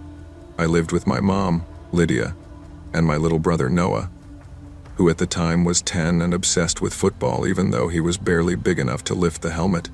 My mom worked double shifts at the hospital, which meant I spent a lot of evenings alone. I didn't mind. I liked the quiet, or at least, I used to. My best friend was Avery Lake, who lived 3 houses down. We'd been inseparable since kindergarten, even though we were completely opposite. She was loud, impulsive, a little bit wild. I was the quiet one, more comfortable with books and grilled cheese sandwiches than parties and drama. But we balanced each other out. And for the longest time, our biggest adventure was sneaking into an old barn on the edge of town to look for the stray kittens that lived there. Life was simple, predictable, safe, or so I thought. It all started the night the carnival came to town. Not the big fancy ones with real rides and safety checks. This one was the sketchy traveling kind with peeling paint, flickering lights, and carnies who looked like they hadn't slept since the early 90 seconds. But everyone in Redthorn went anyway because, honestly, there wasn't much else to do. "Come on, Harlow, it'll be fun." "Don't be a grandma," Avery said, pulling my arm as we walked toward the entrance. "Live a little." "I live plenty," I muttered. "Just not on things held together with duct tape." She rolled her eyes. "You're so dramatic. The Ferris wheel hasn't killed anyone in, like, 2 years. That's not comforting, Avenue." She just laughed and tugged me forward. The carnival was buzzing, neon lights flashing, people shouting, fried dough smells drifting everywhere. Kids ran past us holding glow sticks. Parents tried to keep up. Teens clustered in groups showing off for each other. Typical small-town summer chaos. I should have felt excited, but something felt off. I told myself I was overthinking. I told myself to relax. But even then, before anything happened, the back of my neck felt prickly, like someone was staring at me. I brushed it off. Avery bought us cotton candy and dragged me from ride to ride while yelling things like, "Woo, let's go," as if she were at a rock concert instead of sitting in a rusty metal seat. I remember laughing so hard at one point that my stomach hurt. And then, everything changed. It happened so fast.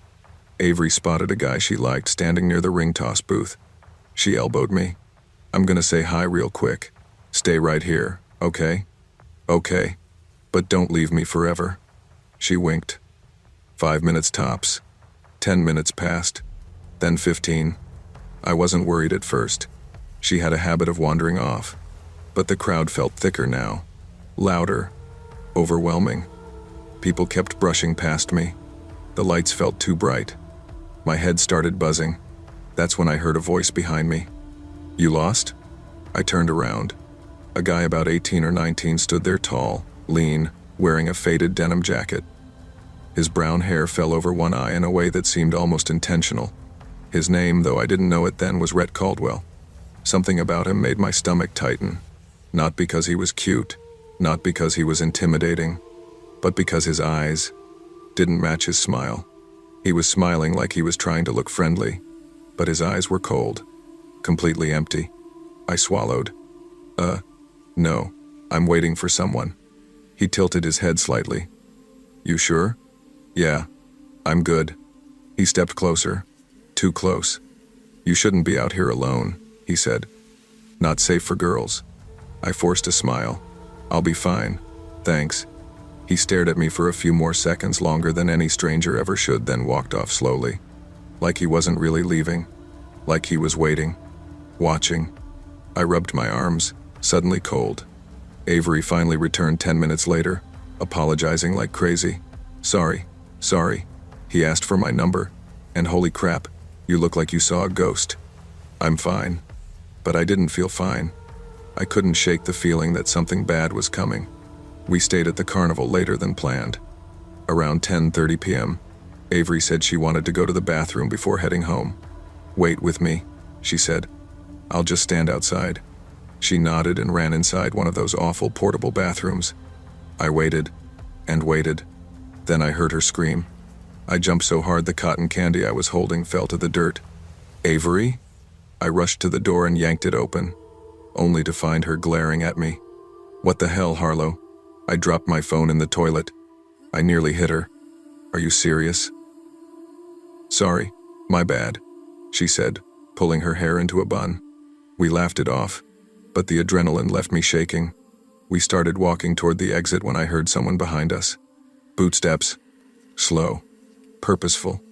I turned. It was him. Rhett. Standing under a flickering light, staring at me like he'd been waiting. Avery whispered, "Dude, do you know that guy?" "No," I whispered back, "but he talked to me earlier." She stiffened. "Let's go." We sped up, but so did he. Then he smiled. "Night, ladies." I didn't reply. Didn't breathe. He walked past us and disappeared into the crowd. I felt sick. Avery nudged me. "He's probably just being weird. Ignore him." "I don't think he's just weird." She didn't argue. We went home together and ended up crashing in my room because we were both too tired to deal with anything else. I wish that had been the end of it, but it was only the beginning. 2 days later, Avery didn't show up to school. Not like her at all. She always texted, always Snapchatted, always posted something on Instagram, even if it was dumb. Nothing. By lunch, I was worried enough to tell my teacher. Nobody had heard from her. At 4 p.m., I walked to her house and knocked. No answer. The house was quiet. Too quiet. I texted her, "Where are you? Call me. This isn't funny." Nothing. I turned to leave, and noticed the side gate was slightly open. Her parents never left it open. My heart dropped. I stepped closer and pushed it with my finger. It creaked loudly. Inside the yard, something was on the ground. A shoe. Her shoe. I felt like I was going to pass out. "Avery." My voice cracked. "Avery, please, this isn't, please answer." Silence. I called 911 because my body was shaking so badly I couldn't think straight. Police came. Tape went up. Questions were asked. But the worst part? One of the officers said something I still can't forget. Last time someone went missing after that carnival, we didn't find them alive. It was real now. Not a game. Not paranoia. My best friend was gone. And the guy from the carnival? He kept appearing around town. Always where I happened to be. Walking behind me at the grocery store. Standing across the street from my house. Leaning against a lamppost near my school. Never saying anything. Just watching. I started losing sleep. Stopped eating. Jumped at every noise. Mom noticed. "How long have you been this scared, baby?" she asked one night, brushing my hair back. "I don't know," I whispered. "Since that night." She hugged me and said she'd put in extra security on the house. Cameras. Stronger locks. Motion lights. But safety, I learned, isn't always real. Sometimes it's just something you tell yourself to fall asleep. It was a Friday night. Mom was working the overnight shift. Noah was already asleep. I was in my room doing homework, music playing softly. Window cracked a little. At 1:14 a.m., I heard something. A crunch. Like someone stepped on leaves outside my window. I froze. Listened. Another crunch. Closer this time. My breath caught. I turned off the music slowly. Then I heard a whisper through the screen. "Harlow." I flew backwards, slamming into my dresser. No. No. No. I crawled toward the door, shaking so hard my teeth were chattering. Then I heard the window lock snap. He was opening it. I screamed and ran, grabbing Noah from bed and locking us both in my mom's bathroom. He banged on the door. First soft, then harder, then furious. "Come on," he sang. "Don't make this difficult." Noah sobbed into my shoulder. "Who is that? Why's he here?" "I don't know." I lied. I knew. I knew exactly who. He kicked the door. "Open it." Another kick. "You think I didn't watch you? Think I didn't follow you?" I held Noah tight, my entire body shaking. Sirens came in the distance. He muttered, "You're lucky," then ran. Police found muddy footprints under my window, the screen slashed open, and a pocket knife on the grass. Guess whose fingerprints were on it? Rhett Caldwell. He was arrested. For one night. One. They released him the next morning because they said there wasn't enough evidence. The rage I felt could have burned a hole through the world. But the terror was worse, because if he came back once, I knew he'd come back again. 3 days later, I got a call. I was at home, sitting on my bed with my knees pulled up to my chest, staring at the carpet like it could somehow predict the future. The phone rang. Hello? Harlow. This is Detective Briggs. I think you should sit down. My stomach turned to liquid. They found Avery, but not alive. She'd been taken, held somewhere. And what happened to her? I can't say. But it was worse than anything I'd ever imagined. The world grew smaller, colder, meaner. I cried until my throat hurt. My chest felt like it was being ripped apart. I screamed into my pillow so hard my voice didn't come back for days. She didn't deserve that. She was just a kid. Just a person who trusted the wrong place at the wrong time. And I knew. I was next. The night everything ended started out weirdly quiet. Mom was home for once. Noah was asleep early. The house felt heavy, like the walls knew something I didn't. At around 11:20 p.m., my mom asked if I wanted some hot chocolate. I nodded and followed her to the kitchen. While she was heating the pot, our porch light flickered, then went off. "Damn bulb," she muttered. But my blood went cold. Motion lights don't flicker. They turn off only when someone steps out of range, or destroys them. I shouted, "Mom, don't move." She turned. "Harlow, what's wrong?" I pointed at the window. A shadow moved across the yard. Slow, silent, deliberate. Mom grabbed her phone. "Call 911, now." I dialed. Before the operator even said hello, glass shattered in the living room. My mom screamed, "Get Noah, go." I ran, but halfway down the hall, a hand clamped over my mouth. My world flipped. He dragged me backward, into the living room. Broken glass everywhere, moonlight spilling in from the shattered window. Rhett's face was inches from mine. "Did you miss me?" he whispered. I tried to scream. He squeezed harder. "You made this real difficult, sweetheart. But that's okay. I like a challenge." Suddenly, my mom charged at him with a baseball bat. She slammed it into his shoulder with such force the crack echoed. He roared and shoved me aside. They fought, my mom swinging, him blocking, both slipping on glass. I screamed, "Stop, Mom!" He grabbed the bat and threw her into the coffee table. She hit the ground hard. "No." I lunged toward her, but he grabbed my hair and yanked me back.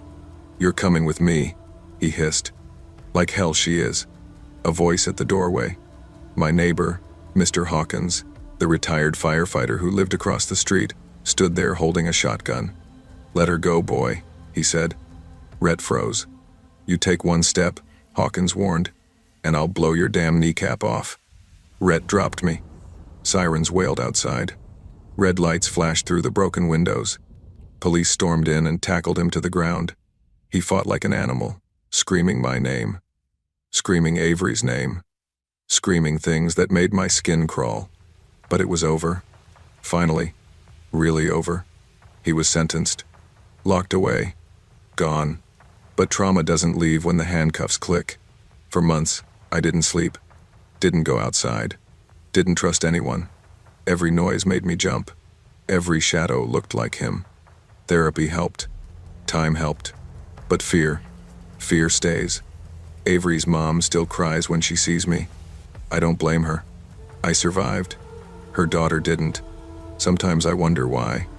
Why me? Why not both of us? But then I remember something Avery used to say whenever we talked about scary movies. "If anything ever happens, we're sticking together. Okay? We go home together. No one gets left behind." She didn't leave me behind. I left her at the carnival when she went to talk to that boy. And I'll always feel like I failed her somehow. But this story, my confession, is the only way I know how to keep her memory alive, and maybe warn someone else. Because monsters still exist. And sometimes, they're already watching you before you even know their name. I never imagined I'd be the kind of guy who would sit down years later and confess something like this. If you had asked anyone who knew me back then, They would have said I was the most responsible, level-headed member of our group, the one who always volunteered to drive because I never drank too much, because I never sped, because I always looked out for everybody. But what happened on the road to Ashbury Reef changed everything I thought I knew about myself, about life, about the way guilt can attach itself to your bones like some living thing. My name is Levi Grant, and this happened when I was 29, summer of 2014, 2 years after my father died and 7 months after I'd finally crawled out of a long depression. I had just switched jobs from warehouse night shifts to a small auto parts shop in Midland Ridge, Tennessee. It wasn't glamorous, but it grounded me, and I needed grounding. The trip was supposed to be our reset, a long overdue getaway before the chaos of adulthood drowned us completely. There were 4 of us: Levi, grant me; Hollis, my childhood best friend, big personality, wild laugh; Raina, Hollis's girlfriend, sharp-witted, sarcastic, scary smart; Kellen, my coworker, new to our circle, quiet but observant. We were driving toward Ashbury Reef, a small fishing town near the southern coast of Virginia. Not many people knew about it. The locals almost preferred it that way. I needed the trip, badly. My therapist had told me that grief doesn't just disappear. It hides. It mutates. Sometimes, she said, it waits for the right trigger before coming back even stronger. I didn't believe her at the time, but I believe her now. We left Midland Ridge at 6:30 a.m. My old charcoal gray Tahoe was packed with coolers, fishing rods, camping gear, speakers, and enough snacks to feed a small army. I remember Hollis slapping the roof of the truck and saying, "Boys, this is gonna be legendary. Ashbury Reef won't know what hit him." Raina rolled her eyes. "Can you not be such a tourist for once? Last time you said that, we got kicked out of a lodge." Kellen snorted. "Wait, y'all got kicked out? For what?" Hollis grinned proudly. "For being awesome." "It was for throwing popcorn at the mounted moose head," Raina corrected. "That moose had it coming," Hollis argued. The laughter filled the truck as I pulled out of my driveway. And for a moment, God, I remember this so clearly I felt like myself again. Like the heavy fog around me had loosened and sunlight was finally breaking through. The road was long, cutting through dense patches of pine forest and rolling hills. The farther we got from town, the better I breathed. But looking back, I realized the isolation should have been a warning. Places that aren't untouched for no reason. We drove for hours. The conversations drifted from music to childhood crushes to the best gas station food in the South. They teased me for always picking sunflower seeds and peach tea. "Levi, you've been eating that same combo since 7th grade," Raina said. "It still slaps," I argued. "Slaps?" Hollis repeated with a grin. "My man suddenly thinks he's Gen Z." Even Kellen laughed. "You're old, dude. Accept it." I raised a middle finger without taking my eyes off the road. "Whatever. I'm still driving all you freeloaders." More laughter. More warmth. It should have been the perfect day. But then something shifted. It was subtle at first, just a heaviness in my chest. A sudden cold that didn't match the temperature. I remember gripping the steering wheel tighter, my knuckles whitening. "You good, man?" Kellen asked quietly from the passenger seat. Yeah, I'm fine." But I wasn't. Something in the air felt wrong, like the atmosphere itself had thickened. And then came the fog. It rolled in around 2 p.m., thick, gray, almost metallic looking. It swallowed the pines and dimmed the sunlight until everything looked washed out. "Damn," Hollis muttered. "Where the hell did this come from?" Raina shivered.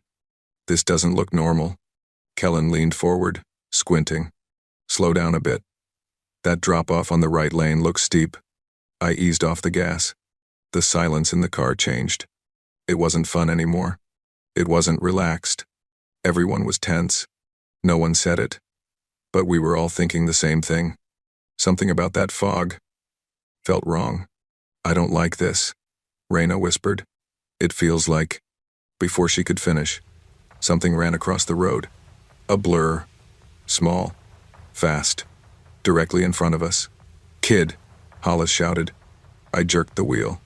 Hard. The world tilted tires screaming, gravity shifting. And then, thud. A sound I will never forget. My heart dropped. My stomach twisted. I slammed the brakes so hard everyone lurched forward. The truck skidded, fishtailed, and finally stopped sideways on the road. Silence. A silence that didn't feel empty. It felt full, like something ancient was listening. Raina was the first to speak. "Levi, tell me we didn't just hit a kid." But I couldn't answer, because deep down, I already knew the truth. I opened the door slowly. My legs felt like wet cement. The fog clung to everything, to my skin, to the trees, to my lungs. And there, lying near the white line, was a small boy. Red hair, pale skin, dirty clothes, maybe 8 or 9. He wasn't moving. "Oh my God," Raina whispered behind me. Hollis covered his mouth. "Jesus Christ." I dropped to my knees beside the kid. My hands shook violently. "Kellen, call 911, I said, voice barely forming the words. "No signal," he replied, checking his phone again. "Damn it, there's nothing. Try again," I demanded. "Levi, look," Raina whispered, pointing, and my blood ran cold. The boy's eyes were open, wide open, staring at the sky without blinking. "No, no," I whispered, touching his neck, feeling for a pulse. "Come on, kid. Come on." No rhythm, no warmth, no life. Something inside me broke. "I killed him," I said. "Oh God, I killed him." "Levi, buddy, stop," Hollis said, kneeling beside me. "It was an accident. He ran out of nowhere. I shouldn't have been driving." "Don't you say that," Hollis snapped, grabbing my shoulders. "Don't you dare." But then, a branch snapped. Not a small twig, a heavy branch. We all turned toward the sound, and standing there barely 10 feet away, through the fog, was a man, an older man, tall, with a long, faded coat, gray beard, blank stare, and in his right hand, he held a splitting maul, not a normal axe, a heavy one, the kind used to break logs apart. Raina gasped. "What the hell?" The man didn't speak. He just started walking toward us. Step, step, step, slow, steady, purposeful. "Sir, we need help," Kellen said, raising his hand slightly. "There's a kid hurt, we hit him, can you call someone?" The man didn't react, didn't change expression, didn't slow down. He stopped only when he reached the boy's body. Then he looked at me, right through me, with this cold, hateful emptiness. "He told you not to run out here no more," the man muttered to the kid. "Didn't he? Didn't he?" My breath caught in my chest. "Sir, please, we didn't mean..." Before I could finish, he lifted the axe, and everything inside me screamed. "Back up," Hollis yelled, grabbing my arm and yanking me backward. The old man swung the maul downward. I swear on everything, it should have hit the boy, but the blade passed straight through him, as if the boy wasn't even there, as if he was not solid, not alive, not real. "What the holy shit?" Kellen shouted. The man didn't react. He just lifted the axe again. Raina screamed, "Run!" We scattered, blindly, desperately. I sprinted toward the truck, lungs burning, heart pounding. The old man turned toward me next, eyes now filled with something wild, something manic. "Shouldn't be on this road," he growled. "Ain't for you, ain't for nobody." He took a step toward me, then another, and I swear his feet didn't make sound on the pavement. I dove into the Tahoe and slammed the lock button. The others were scrambling in behind me. Hollis next, then Raina. Kellen wasn't inside yet. "Where's Kellen?" I yelled. "I don't see him," Raina began, and then we heard him scream. His scream wasn't a normal scream. It was short, cut off halfway like someone snatched it out of the air. "Kellen!" Hollis shouted. I looked through the fogged rear window, but there was nothing. No movement, no shape, no sign of the old man, no sign of Kellen. "What do we do?" Raina cried. "We can't leave him, Levi, we can't." I grabbed the door handle. "I'm going out there." "No, you're not," Hollis said, grabbing my arm. "Levi, look at me if you go out there. We lose you too. But we can't help him if we're dead, Hollis yelled. And then, as if mocking us, a shape moved in front of the truck. But it wasn't the old man. It was the boy. Standing. Alive. Breathing. Blinking. Just standing. I felt my entire body go cold. Levi, Raina whispered. He's alive. No, he wasn't, I said, backing away from the windshield. I checked, there was no pulse, The boy tilted his head. Then he smiled. A slow, unnatural smile. Y'all shouldn't be on this road, he said softly. And then, he wasn't smiling anymore. He was laughing. A sound that didn't match his face, or his age, or anything human. And then, he vanished. Not stepped away. Not walked. Not turned. Vanished. The air where he stood rippled like heat. Raina sobbed. Oh God, Levi, drive. So I did. I slammed the truck into reverse. Tires screeching. Heart racing. Mind breaking. And that's when we saw her. A woman. Standing in the middle of the road. Hair wet. Dress torn. Arms hanging limply. And she whispered, "You hit my son." I slammed the brakes again. The truck fishtailed, and we came to a stop just inches from her. She didn't move, didn't blink, didn't step back. She just stared at us. Her voice was low, shaky, and filled with a hatred I could feel in my bones. "You hit my boy," Hollis whispered. "Levi, just go. Go around her. I don't think she's..." Raina began, but the woman spoke again. "You can't leave. He won't let you." And then, she lifted her left hand. It wasn't a hand anymore. The fingers were elongated, twisted, blackened like charred wood. "Oh, hell no," Hollis muttered. I didn't wait. I swerved left, gunning the engine, and we tore past her so fast the fog parted behind us. When I checked the mirror, she was gone. Just like the boy. Just like the old man. "We need a town. We need a ranger station. We need anyone," Raina kept saying, voice cracking. "There was a sign earlier," Hollis said. "Turn off for Ashbury Ridge crossing. Maybe there's a house or something." I nodded. Anything was better than that road. So I took the next right. The fog thinned. The trees grew denser. The road narrowed to gravel. 5 minutes passed. 10. 15. No houses. No signs. Not even tire tracks from other vehicles. Then the gaslight blinked on. "You've got to be kidding me," I whispered. "I filled up before we left. This can't be right." "It's burning faster because of uphill roads," Hollis said. "Or maybe hell, I don't know." We pushed on. Another few minutes passed, and then we saw something. A house. An old, sagging farmhouse with a leaning porch, broken shutters, and a rusted windmill squeaking in the breeze. Finally, Raina exhaled shakily. Just go. Maybe someone." "We're not splitting up," Hollis warned. "We all go together." I parked. The moment the engine shut off, the forest felt too quiet, like the world was holding its breath. We approached the house slowly. Every creak of the porch sounded like a scream. "Kellen might be here," Hollis whispered. "Maybe he ran this way. Or someone dragged him," Raina added before clapping a hand over her mouth as if the words were too dangerous to say. I swallowed the lump in my throat and knocked. No answer. I knocked again. Still nothing. "Try the door," Hollis said. So I did. It opened. Not with a groan. Not with force.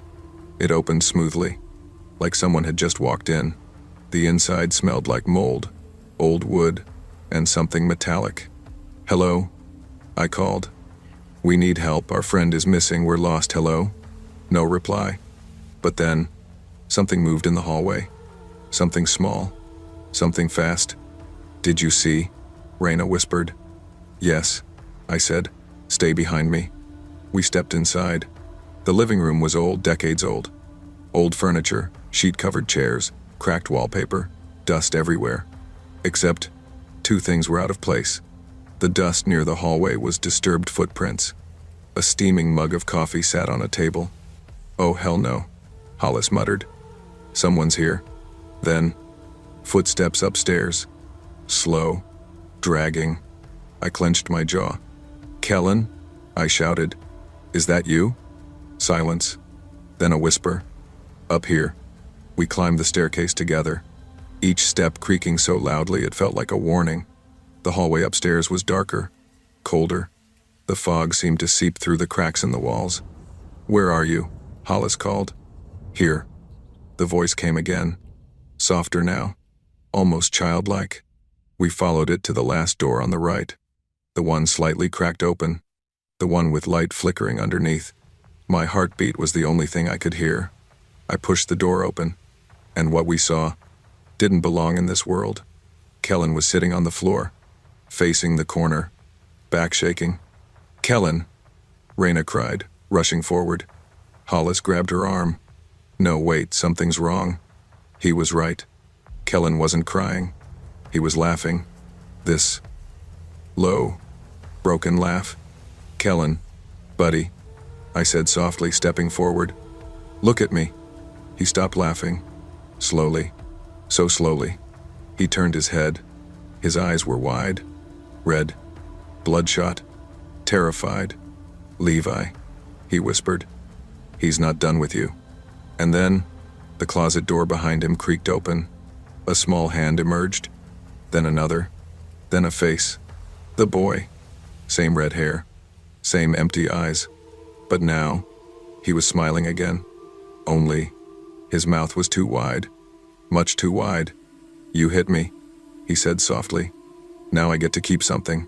Before we could react, the boy grabbed Kellen by the neck, and the room exploded into screams. Everything after that happened, fast, too fast. Kellen screamed, choking, clawing at his throat. Hollis lunged forward, but the closet slammed shut, by itself. Kellen! Hollis yelled, pounding on the door. Raina sobbed uncontrollably. Oh God, Levi, we have to do something. I kicked the closet door so hard my foot felt like it cracked. Nothing. Then the boy's voice echoed from inside. Mine now. And then silence.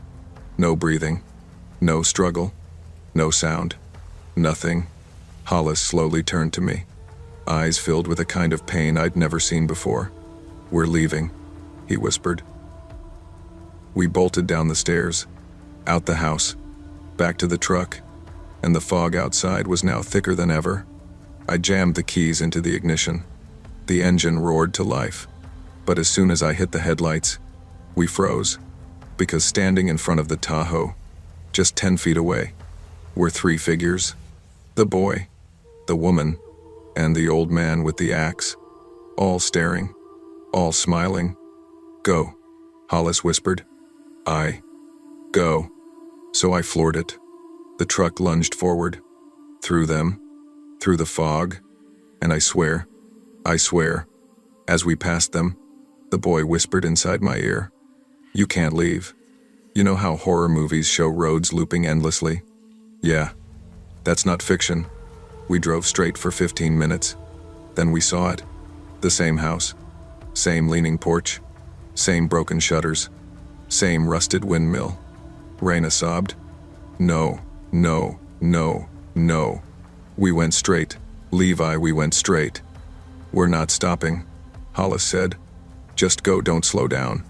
We passed the house, drove faster, until the Tahoe shook. 5 minutes later, the house again. I screamed in frustration, slamming my hands against the wheel. We're stuck, I yelled. We're actually stuck, this can't be happening. Then, a voice, from the back seat, a soft whisper. I told you. We turned. Kellen was sitting there, in the middle seat, head tilted, eyes wrong, neck bruised dark purple where fingers had dug in. "'Kay, Kellen,' Raina whispered. He smiled, but it wasn't Kellen's smile. Not anymore. He wants the driver now. I slammed on the brakes. The truck fishtailed again. Kellen laughed, but the sound was layered, like multiple voices speaking through one throat. The boy's laughter, the woman's sobbing, the old man's growl, all mixed, all wrong. You hit me, he whispered. Now it's your turn. Hollis grabbed my arm. Levi, drive. No, Raina said suddenly, wiping her tears. He's right. This ends with Levi. It started with Levi. He has to face it. But, I began. It's confession, she said softly. That's what this is. That's why we're stuck. She was right. I don't know how she knew, but she was right. So I opened the door, stepped out, and walked into the fog. Alone. The others screamed for me, begged me to come back, but I kept walking until the boy appeared in front of me again. You ready? He asked. I nodded. I'm sorry, I whispered. I never meant. The boy tilted his head. It wasn't you. I froze. What? It wasn't you, he repeated. You didn't kill me. My breath caught. What are you talking about? I hit you. I felt the impact. I saw you. You saw what he wanted you to see, the boy whispered. You didn't kill me. I shook my head. I don't understand. Someone stepped out of the fog behind him. The old man. But now, he looked different. Not hateful, not angry, just sad. He killed me, the boy said, pointing at the old man. Not you. The old man's voice cracked as he spoke. I didn't mean to. I was drunk. I never meant. The woman stepped out behind him, her face softer now, tears in her eyes. He was our son, she said. And you weren't meant to see us. But he sensed your guilt, and he thought maybe. I was shaking. But why us? Why now? The boy smiled sadly. Because you were the only one who stopped, the only one who cared. The fog brightened. Just a little. You can go now, the woman whispered. But don't forget us. And then, they disappeared. The fog thinned. The forest brightened. My friends' voices echoed behind me. Levy. Hurry. Come back. I turned. The Tahoe was there. Normal. Real. Hollis ran to me first and grabbed me in a bear hug. Man, holy hell, don't ever do that again. Raina was crying. You scared us. Kellen wasn't there. Not our Kellen. Just absence. We never found him. We reported him missing. Search teams combed the woods. Drones. Dogs. Everything. Nothing. It was like he was never there. But I knew better. Some roads take things. Some roads keep things. And that road kept Kellen. It's been 10 years. I still see the boy sometimes. In dreams. In reflections. In corners of my eyes. Not haunting me. Not hurting me.